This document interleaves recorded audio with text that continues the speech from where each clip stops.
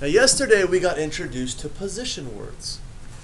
Now a lot of us, when we hear the word position, we think of games we play like baseball, softball, t-ball, basketball, soccer.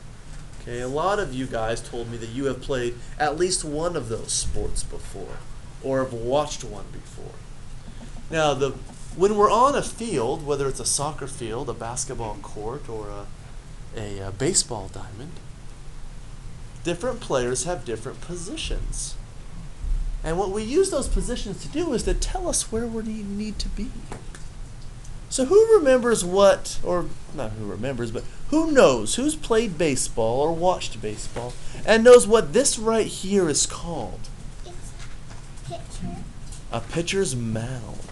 Because it's a hill. It's a small hill. Okay? Now, if I told somebody that their position was the pitcher, where are they going to stand? They're going to stand on the what? On the pitcher's mound. So if I know that Atiana is my pitcher, I know that she's going to stand right here, and she knows when she goes out of the dugout onto the field, that's where she's going to go. What if somebody was the catcher?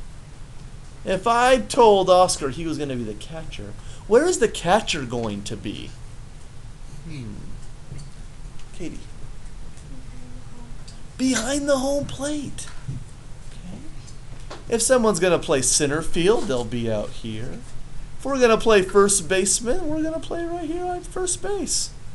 The position tells the player where they need to be. And if you're someone watching, you can tell, if you know what their position is, you know where they're going to be. Okay? So that's what the position does. Okay? It tells the player where to be. Now, it gives us a better idea of where they are at. So yesterday we learned some position words. So I'm going to take away this baseball diamond, and I'm just going to put a simple table up here. It's pretty empty. Pretty plain looking table.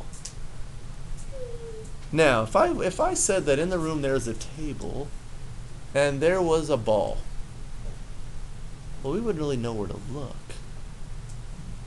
But what if I said that ball was below the table? Who can come up and point to show me where below the table is?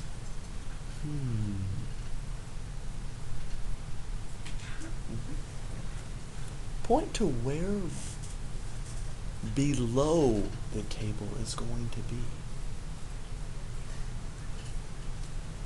Yes, I can draw my ball right here.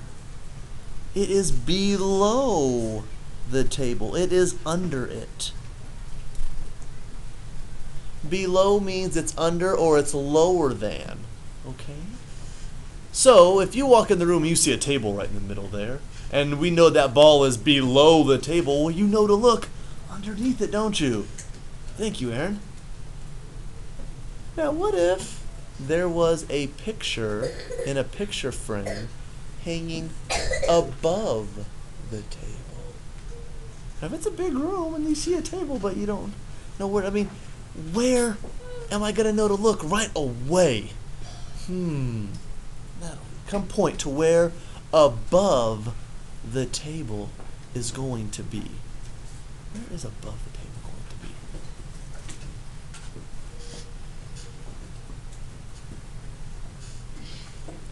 That's right.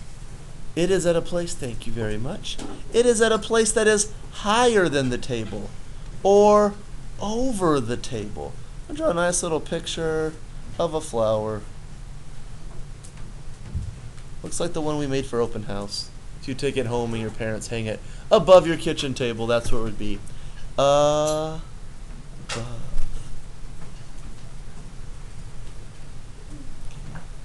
Now,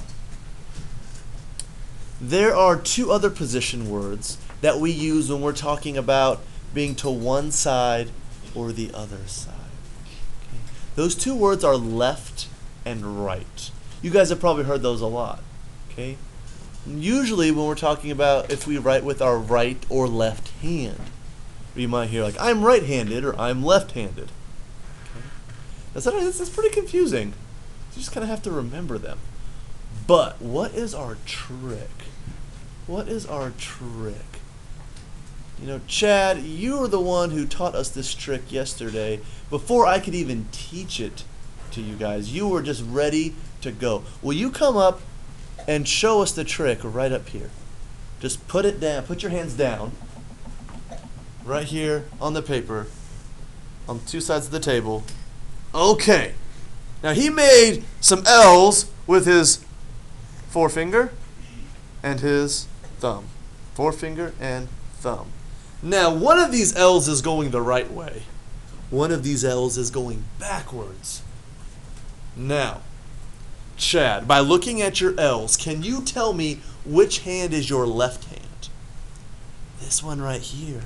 Because if you look, the L is going the right way, and the word left starts with the letter L. O, left. L, left. So since this L is going the right way, and left starts with an L, we know that this side is going to be left of the table. Thank you very much, Chad. This is going to be left of the table.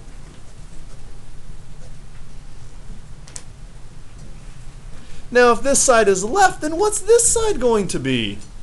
Claire. Right. The right side of the table. And what's neat about right, it is one of our spelling words this week. Left and right. Okay. Now there's one more position word they use that we need to know as first graders for this week. Does anybody know what that is? Anyone remember what that is? Allie. Middle. Close. We're talking about something that is in the middle, but we use a different word. I know you remember. In between. In between. Yes, Allie, thank you. It is between. So let's say I have a tree right here and a tree right here.